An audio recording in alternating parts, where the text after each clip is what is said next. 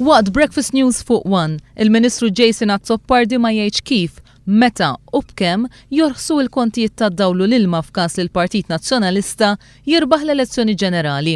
Hemmhekk hemm il-familji u hemm in-negozji li inti Ministru responsabbli għalihom, meta dawn in-nies ser jirċievu kont tad-dawl irħas jekk jitla' il-Partit Nazzjonalista fil-Gvern. Mistoqsija sempliċi. Il-Partit Nazzjonalista jiggarantixxi l-orħos prezzijiet tal-enerġija fis-suq possibbli tajjeb jekk nimxu bil-għaqal, jekk nimxu bi pjan ta' enerġija sostenibbli kif qegħdin nagħmlu. Bir-rispett kollu, qegħdin tbejħu qed tippruvaw tbijaw ir-ros bil-labra lin-nies. Il-Ministru Azzopardi ma kienx jaf lanqas jagħti garanzija jekk il-proġett tal-pipeline bejn Sqallija u Malta u x'ser ikun lest qabel 5 snin oħra. Il-pipeline pipeline diġa għala, Tonju Fener, kollox il-proċess. Mela, ħalli ngħid ħames snin. Jason Azzopardi kien anke mitlub jgħid il-kummenti tiegħu dwar il-possibilità ta' ftehim għal xiri ta' gass bi prezz fiss fuq medda ta' 10 snin.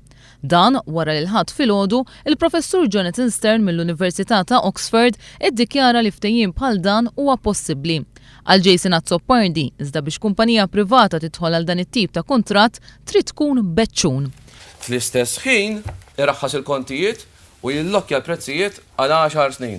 Impossibbli li ma privat huwa beċċun illi jagħmel karità, Id-dikjarazzjoni ta' Jason Azzopardi tikkontrasta wkoll ma' dak li qal Tonju Fener il-ħadd filgħodu fis-Siġġiewi. Partit Nazzjonalista qatt ma qal li kuntratti ta' 10 snin jew ta' 25 sena ma jsirux. Fuq Breakfast News, Azzopardi dikjara wkoll li l-għażla tal-Power Station f'Dellimara li taħdem bil-heavy fuel oil saret fl-aħjar interess tal-pajjiż. Saret fl-aħjar interess tal-pajjiż, l-għażla tal-heavy fuel oil iva jew le?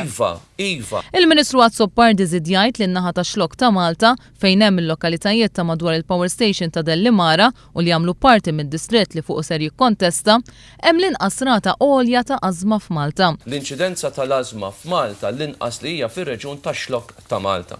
Mistoqsi dwar il-proposta tal-Partit Laburista li titneħħa liġi tal-preskrizzjoni għal politiċi, Azzopardi ma kienx jaf jispjega l Partit Nazzjonalista ma daħħax din il-liġi f'25 sena. Għala ma saritx qabel. F'Xarabank, ma sax ngħidlek għalfejn ma saritx qabel għax hemm tista' tagħmel ħafna domandi fejn ma saritx dik u fejn ma saritx l-oħra. Mistoqsi dwar kif marru finanzjarjament il-familji Maltin u Għawċin fl-aħħar 5 snin, Jason Azzopardi wieġeb hekk.